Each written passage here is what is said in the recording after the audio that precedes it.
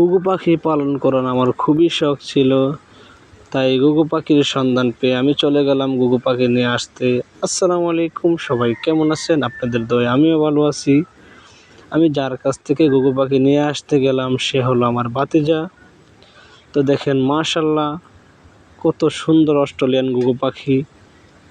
ওই পাখিগুলো নিয়ে আসা হয়েছিল নরসিংদী হাট থেকে। 4টা পাখি নিয়ে আসছিল। 4টি পাখি থেকে আমি 2টি পাখি নিয়ে যাব। আমার খুবই ইচ্ছে ছিল আমি ঘুঘু পাখি পালন করব। তো বন্ধুরা আমি তার কাছ থেকে পাখি বাড়িতে নিয়ে আসলাম।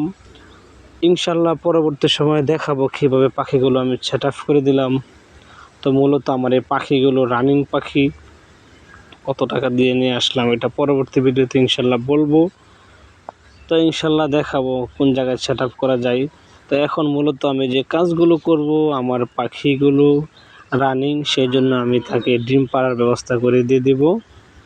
তো একটা ছোট্ট একটা হাঁড়ি, এটা ভেঙে আমি কুট দিয়ে দিলাম, নিচে সুন্দর করে সেট আপ করে দিলাম। তো বন্ধুরা সেট আপ করে এটা আমি রেখে দেব, পরবর্তীতে ইনশাল্লাহ দেখাবো। তো সবাই আমার জন্য দোয়া করবেন, আমি যেন এই পাখিগুলো পালন করে ভালো কোনো প্রফিট পেতে পারি। পরবর্তী ভিডিও দেখার জন্য ইনশাল্লাহ সবাই প্রস্তুত থাকবো, ভালো থাকবো ইনশাল্লাহ। আসসালামু আলাইকুম।